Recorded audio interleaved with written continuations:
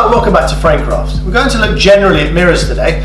I'll explain a little bit more about our options and the alternatives that you can get here at Framecraft a little later on.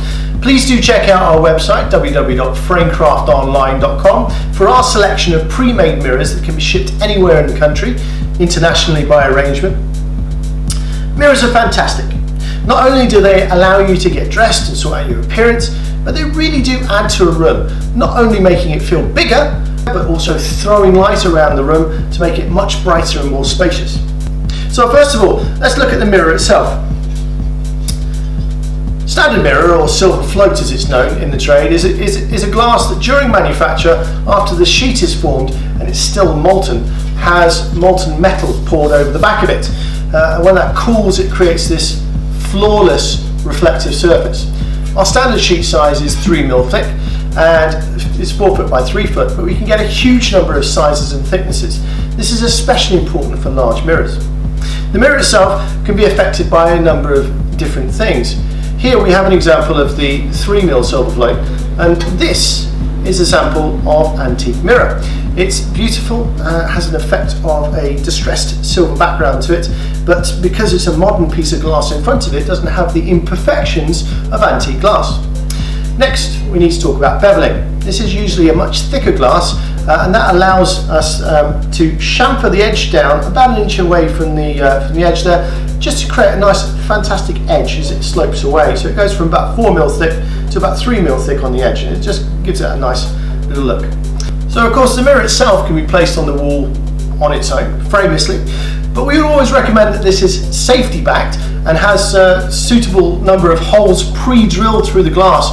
Obviously you don't want to try and pre-drill through any form of glass like that, it will shatter on you, and that just allows you to attach it to the wall securely. You'll be able to acquire mirrors that have had strips of mirror glued to them, or glass that's been acid etched in beautiful patterns as well. So we can also look at mirror frames. Now mirror frames tend to be a much chunkier piece of wood.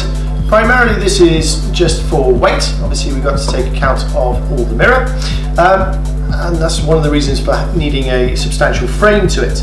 Now the other thing to mention is obviously, like an oil painting, a mirror doesn't have anything around the outside to embellish it, so people tend to go quite chunky on the side to make up for the lack of a mount or a linen slip, for example.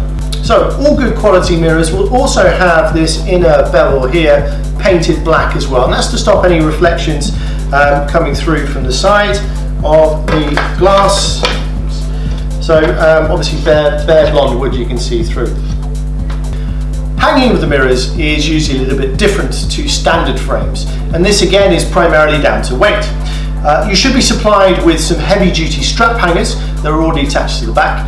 These tend to point to the ceiling, as this is the strongest point of any D-ring, and this also allows the mirror to be placed directly on the fittings in your wall, meaning the mirror has both areas of contact in the wall, spreading the weight, and secondly there's no string or anything like that about to put stress onto the mirror and causing it to crack. Don't forget that if you do drill holes in your wall and you put them incorrectly, you can always adjust the height of those strap hangers on the back to suit the actual wall fittings. Here at Framecraft we offer some fantastic pre-made framed mirrors. Please do check out our website www.framecraftonline.com. We can also get in frameless mirrors in both plain, antiqued and beveled mirrors, and these can all be safety backed and have pre-drilled holes all made to your dimensions. We can also use any of our hundreds of mouldings to frame a bespoke mirror to suit your home or office or working environment. If you are going to go down the bespoke route, I would personally recommend that you measure your space and then think about reducing the size by at least the thickness of your frame, and that just gives you a good balance around, so not to overfill your area. If you are going to go down the bespoke route option, then I personally would recommend that you obviously measure your space and then think about reducing the size by at least the thickness of the frame, or a decent amount all the way around. That just gives you that little bit of space to balance the area and not overfill it full of mirror, and obviously it would look nice and nicely in perspective. If you do have any questions about mirrors, then please do contact us through any of the details below, where you'll find the links to our website, all of our social media, and our range of ready-made picture frames available through our Amazon store. As per usual, we'd very much like it if you could like, subscribe and click the bell icon just to keep updated with all of our videos. Thank you very much for watching today, and I hope to see you all soon.